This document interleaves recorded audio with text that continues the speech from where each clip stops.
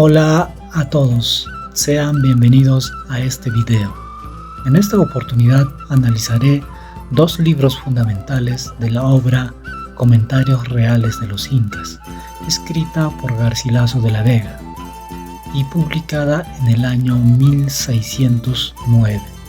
Esta obra es una de las fuentes más importantes para conocer la historia, la organización y las costumbres del imperio de los Incas. Garcilaso escribió basándose en los relatos de sus familiares maternos, quienes pertenecían a la nobleza incaica. En este video explicaré los aspectos más importantes del libro cuarto y quinto.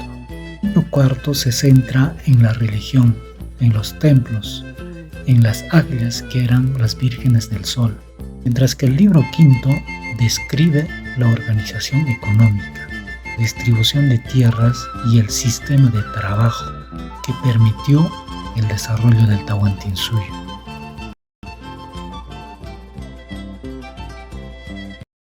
Voy a comenzar explicando el libro cuarto de los Comentarios Reales de los Incas. Antes de hablar de su contenido, es importante mencionar que este libro está compuesto por 24 capítulos. En ellos, Inca Garcilaso de la Vega describe la religión de los incas, sus principales ceremonias, la organización de los templos y el papel que desempeñaban las famosas águilas o vírgenes del sol. Cuando leemos este libro, podemos darnos cuenta que la religión era mucho más que una creencia espiritual. En realidad, era uno de los pilares sobre los que se sostenía todo el imperio inca.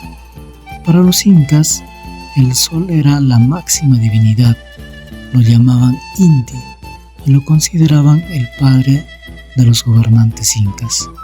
Por esa razón, el inca era visto como un ser superior que tenía un origen divino.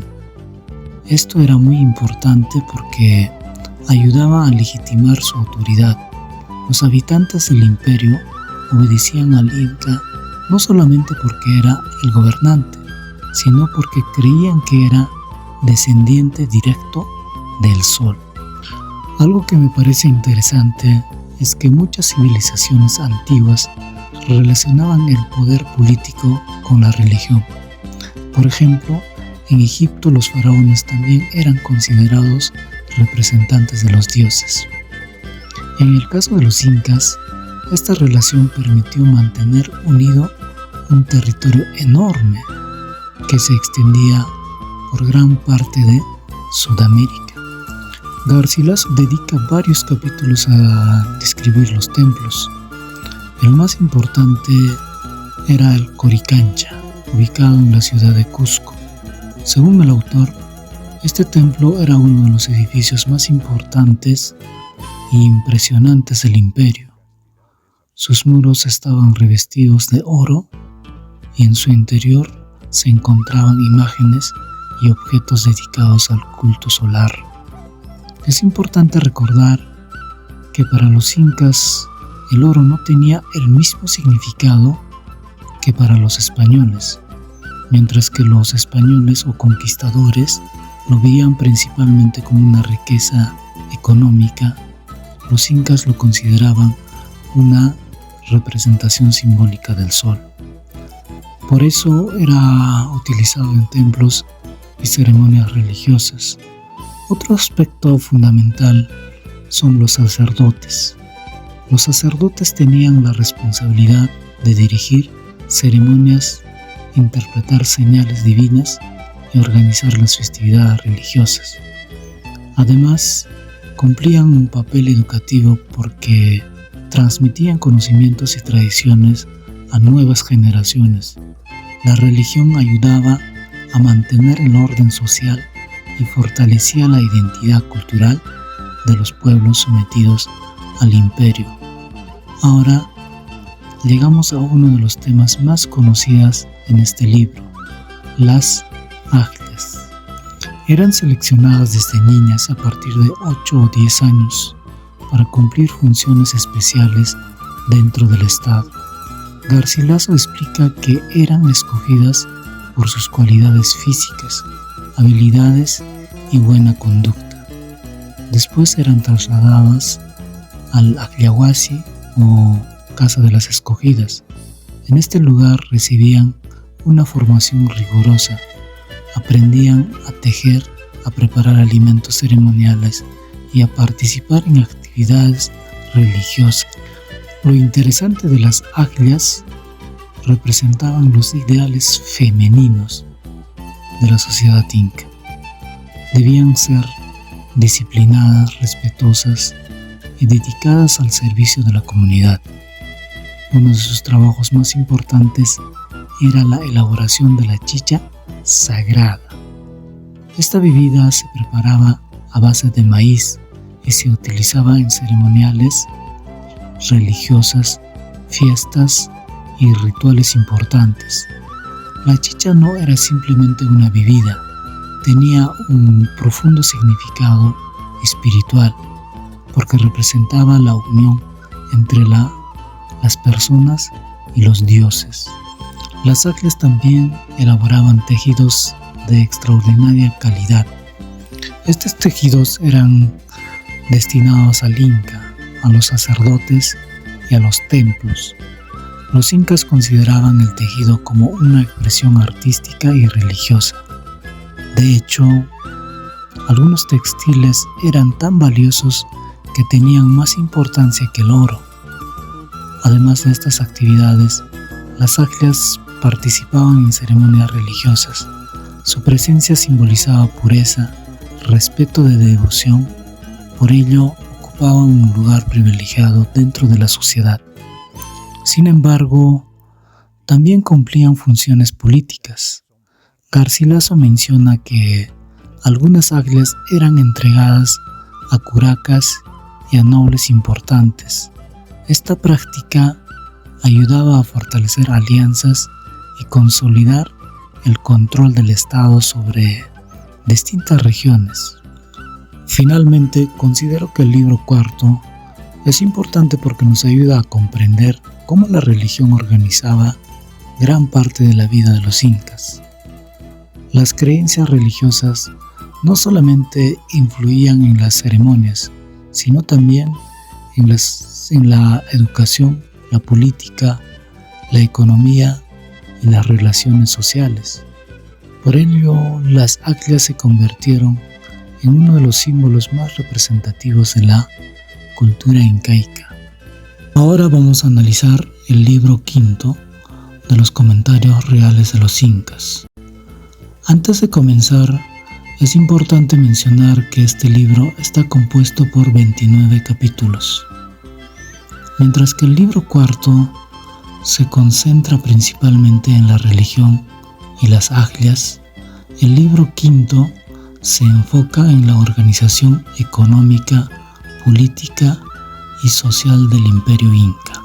Personalmente considero que este libro es uno de los más interesantes o importantes porque nos permite comprender cómo una civilización que no conocía la rueda para el transporte ni utilizaba dinero, logró administrar un territorio enorme y millones de habitantes.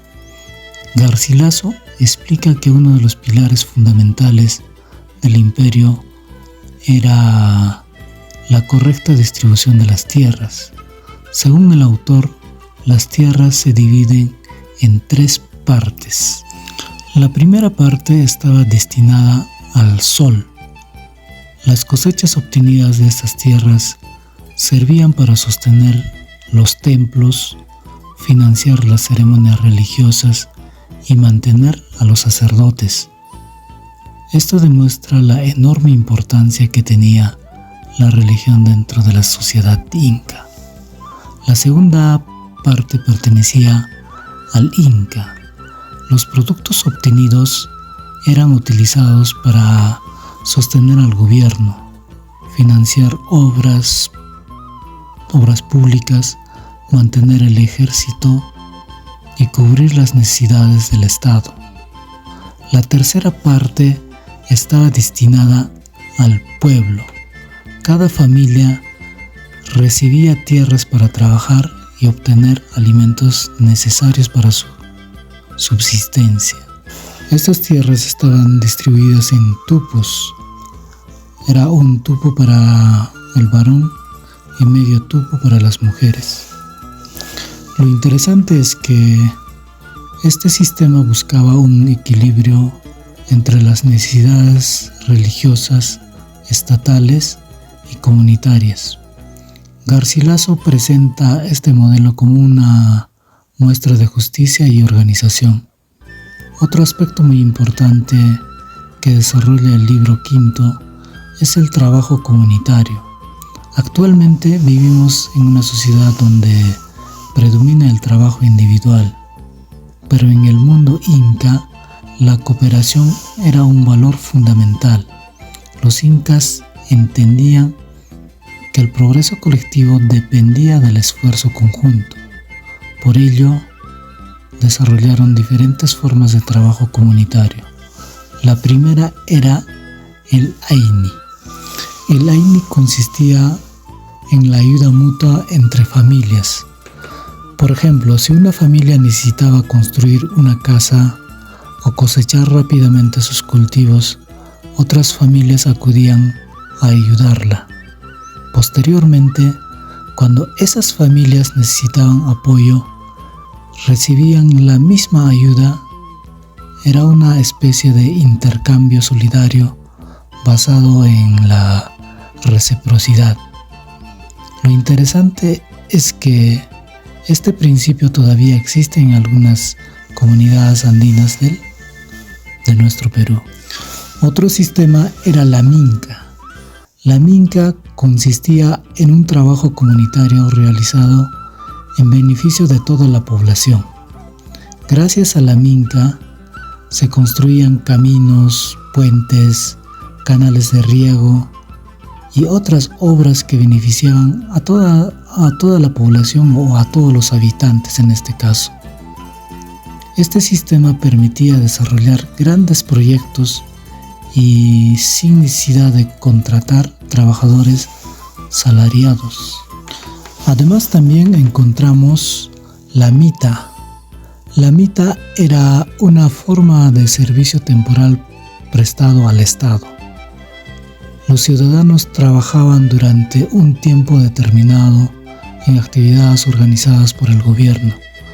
Por ejemplo, podían participar en una construcción de caminos, fortalezas o depósitos estatales. Es importante señalar que la mita inca fue diferente a la mita impuesta posteriormente por los españoles.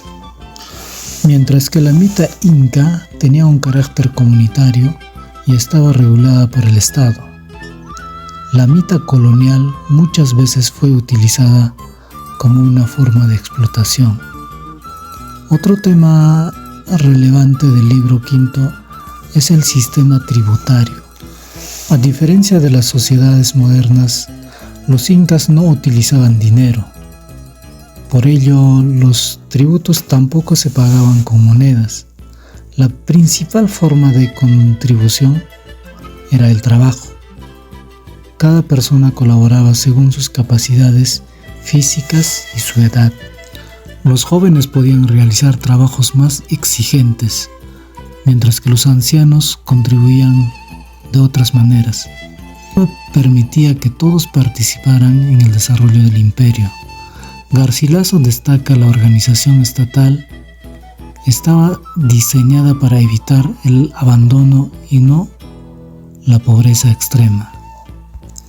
Uno de los mejores ejemplos de esta planificación son las colcas o depósitos estatales. Las colcas eran enormes almacenes distribuidos en distintas regiones del imperio. En ellos se guardaban alimentos, ropa, herramientas, armas y otros recursos importantes. Gracias a estos depósitos, el Estado podía responder rápidamente ante situaciones difíciles, como sequías, pueden ser las heladas o malas cosechas del año. Este aspecto demuestra el alto nivel de previsión que tenían la administración inca. Imaginen por un momento la dificultad de alimentar a millones de personas sin los sistemas modernos de transporte o comunicación. A pesar de ello, los incas desarrollaron mecanismos muy eficientes para enfrentar emergencias. Garcilaso también dedica varios capítulos a explicar la organización militar. El ejército era fundamental para mantener la unidad del imperio y proteger sus fronteras. Los soldados recibían armas proporcionadas por el Estado. Entre ellas encontramos como lanzas, hondas, escudos, macanas. Además, el gobierno suministraba vestimenta y recursos necesarios para las campañas militares. Esto demuestra que la organización estatal alcanzaba prácticamente todos los aspectos de la vida cotidiana. Otro tema que me parece muy interesante es la preocupación por el bienestar social. Según Garcilaso, las autoridades procuraban que ninguna persona quedara abandonada. Los ancianos, las viudas, los enfermos y las personas con dificultades para trabajar recibían apoyo de la comunidad. Esto era posible gracias a la cooperación colectiva y a la redistribución de los recursos organizados por el Estado. Aunque algunos historiadores consideran que Garcilaso presenta una visión idealizada del imperio, sus descripciones siguen siendo muy valiosas para comprender la cultura andina. Finalmente, considero que el libro quinto es importante porque muestra que el éxito del imperio inca no dependió únicamente de sus conquistas militares. Gran parte de su fortaleza se basó en la organización económica, el trabajo comunitario y la capacidad de administrar eficientemente los recursos disponibles. Por ello, este libro nos permite entender cómo una de las civilizaciones más importantes de América logró mantenerse unida durante siglos y desarrollar una compleja estructura social y política. En conclusión, el libro quinto, compuesto por 29 capítulos, nos enseña que la distribución de tierras, el trabajo colectivo, la solidaridad y la planificación fueron elementos fundamentales para el desarrollo y la estabilidad del Tahuantinsuyo.